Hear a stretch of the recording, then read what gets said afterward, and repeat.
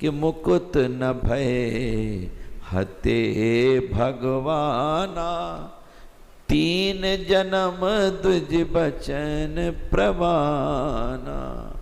भगवान के मारने पर भी ये मुक्त नहीं हुए, क्योंकि ब्राह्मण ने इनको 3 जन्मों का श्राप दिया था।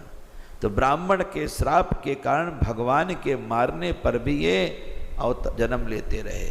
ये ब्राह्मण के श्राप का प्रमाण है।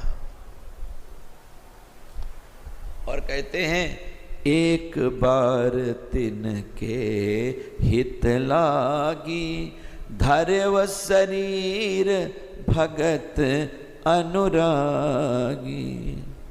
इसलिए भगवान एक बार इनके लिए अवतार लेते हैं।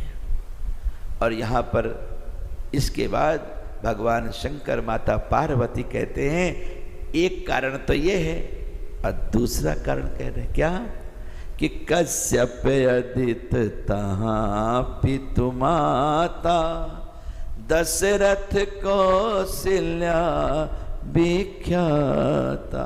अब कई कल्प हैं, एक कल्प की कथा कही है, दूसरे कल्प की आप भ्रमित हो जाते हो कि शिव पुराण में तो ऐसा लिखा है, देवी पुराण में तो ऐसा लिखा है, सब में सही लिखा है, लेकिन हर कल्प की कथा है।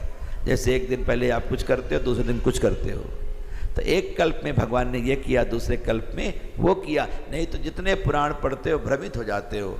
लेकिन अंत में क्या लिखा है समझ लेना। उसमें लिखा होता है, इसको समझने के लिए किसी तत्ववेता संत के पास जाओ, जो तत्व को जानता है। जब तक वो संत नहीं मिलता तब तक उस पुराण के अर्थ को तुम नहीं समझ पाते हो, और उलझ के रह जाते हो कि यहाँ तो देवी जी को बड़ा बता दिया, वहाँ शंकर जी को बड़ा बता दिया, यहाँ तो विष्णु जी को बता दिया।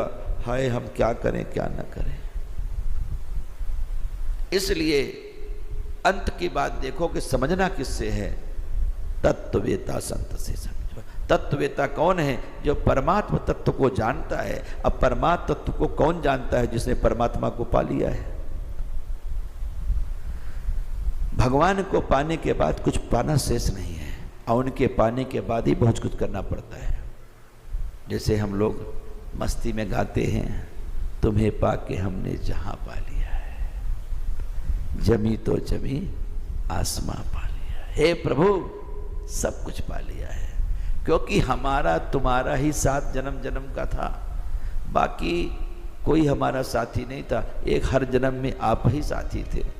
और इस गीत को हम तो कहते ये भी गाया किसी ने हो, अभिनय किसी ने किया हो, लेकिन